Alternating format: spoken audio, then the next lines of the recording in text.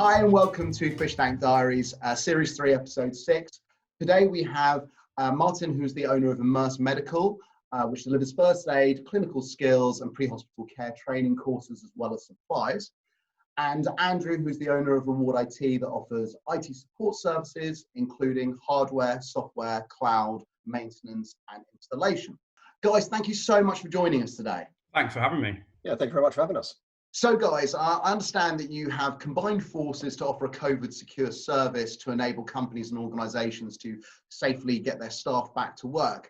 Martin, can you give us a bit of information about what you're offering, please? Yeah, absolutely. I think to start with, I want to just point out that, most of our team work clinically as doctors, nurses and paramedics. So for the last kind of 8 weeks, we've all been working across health services locally. And that's made us realise that there's a lot of unknowns when it comes to COVID-19. And those unknowns are definitely being reflected now in local industry. So what we're offering is for any business of any size that we go in, we carry out a really in-depth assessment of their workplace and their work processes. And from that assessment, we develop a really, really in-depth, individualised report with recommendations for what that company needs to do to bring their workforce back safely. And then attached to each of those recommendations is a product. So, we've worked really hard to secure a supply chain, which is mostly kind of local distributors or producers. And what we do is we recommend services or supplies from either ourselves at Immerse Medical, from Reward, from the IT side, or from Carpet Shore, who are infection control cleaning specialists that are also working with us on this project. So can you tell me about a little bit more about the actual product? Because I believe you've created either an app or a web-based inquiry system. Yeah, absolutely. So one of the biggest issues that people are having is identifying when it's safe to be at work or when it's safe to have visitors or customers in the workplace. And the first government recommendation is that we identify when we've got symptoms of COVID-19 and self-isolate on that basis. So we've built an app which is continually updated in line with government guidance to symptom assess individuals effectively. And then it kicks an output to that individual to tell them exactly what they need to do in line with the government guidance.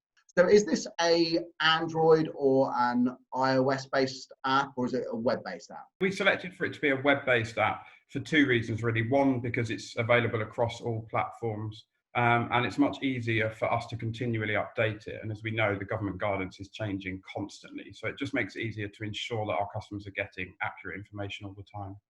Okay, and where can people get hold of this app? Obviously, we'll put a link in with this video, with the text that goes with this video, but where can people find this? Yeah, the best route is to contact Immerse Medical initially. So you can either go to www.immersemedical.co.uk, or you can give us a call on 01202 800 211, and we'll talk through the full list of products and supplies that we offer along with the app. Andrew, if I can ask you a question, can you tell me what the driver was for you guys sort of collaborating and getting this going? I think it's twofold, really. The first thing from a business owner's point of view is when obviously the situation we're in at the moment is fairly unprecedented. So the government advice is changing very quickly and very frequently. And sometimes it's difficult to understand, but sometimes it's difficult to know exactly where you're supposed to get a particular piece of information from. And Martin and I had a discussion about the kind of more medical side of it. I had some questions for him and I was asking him some questions, and it transpired that to get the answers to all of the questions about should staff be at work, when should people be isolating, when shouldn't they be isolating, you had to look at kind of 6 or 7 different resources, different websites, different PDFs, and some of these PDFs are huge. So the driver from a business owner's perspective to be able to simplify that process. Also, if you're looking at anyone who's tried to look for PPE for their staff, whether it's gloves or anti-bac wipes, will realise that that's a challenge. And so there was a kind of a desire to try and simplify that and make that better. But also from an IT perspective, which is where I come from, we're still speaking to lots of potential clients and people who are kind of in the wilderness a little bit with this, who are still having some IT challenges that they shouldn't be.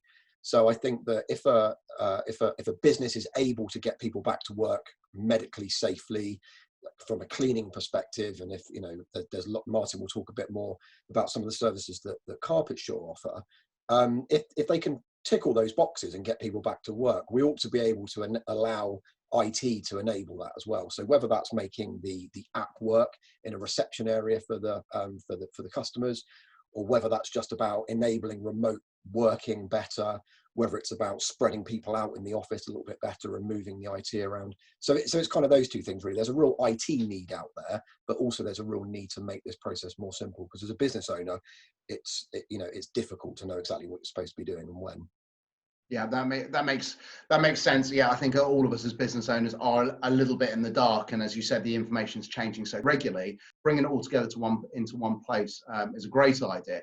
Martin, can you give us some high-level pointers about getting staff back to work and the services that you're offering to help do that, please? Yeah, absolutely. I think there's probably three main priorities.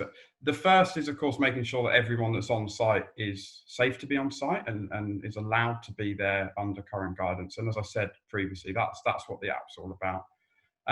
The second thing is really about looking at your existing processes, and rather than adding features to those processes, such as gloves or masks or aprons, trying to amend those processes so that you can limit contact.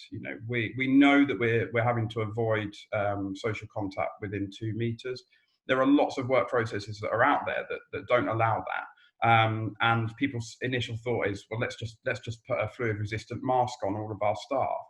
And given the current prices of those products, that will cost an absolute fortune for most businesses if that's the route they take. So it's really about amending what's in place already, to try and make it more suitable.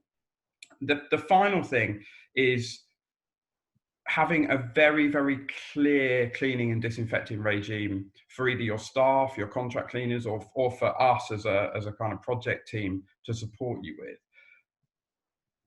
The majority of businesses have contract cleaners in a couple of hours a week, maybe, and then staff will be responsible for ad hoc cleaning as they go. It's really, really crucial now that staff are taking responsibility for things like disinfecting their own workspace at the end of every day or at the middle of every day. And one of the things that has become really apparent is that cleaning isn't just a case of wiping something. We need to be using the right products, we need to be using the right techniques. And so if you can bring all of those three things together, then you're in a pretty good position to get people back.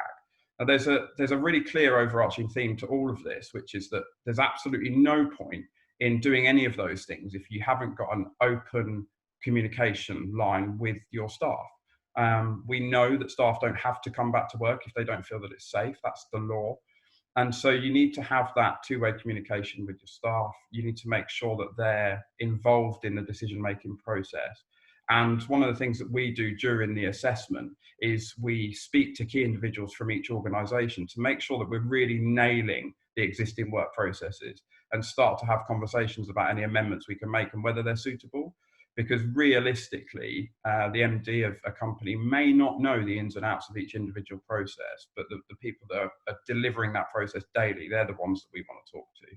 So, Andrew, moving on to my final point, what are some of the things that you think people find hardest about getting staff safely back into work? I think to answer your question, I think the thing that's going to be the hardest for people is kind of deciphering and translating all of the information out there. And I think also managing people's expectations, whether that's customers or staff, is going to be tricky. I know there's probably lots of people that are probably going to be quite scared to go back and sit in an office full of people. So I think as an employer, that's something that's quite a challenge. That's a difficult thing to square away. And I think the app helps with that from a healthcare perspective. I think the app, if it's used properly, is a really good tool for making everybody feel safe. And beyond that, I guess it's the logistics of it. It's difficult buying this kit. I touched on it earlier on. It's difficult buying gloves. It's difficult buying masks. It's difficult buying disinfectant. So having the ability to kind of go to somebody and say, this is my business, this is what I need to do, and that person supply all the kit to them, I think is very beneficial. Well, guys, I think that's absolutely fantastic what you're doing. I think it's brilliant that you're bringing all the information together into one place. So thank you both of you for coming on today. And I look forward to having you back in a couple of weeks to let us know how it's all going. Absolutely. Yeah, we'll look forward to updating you. Thank you so much for having us. Yeah, thank you very much, Sam. It's been great to catch up again.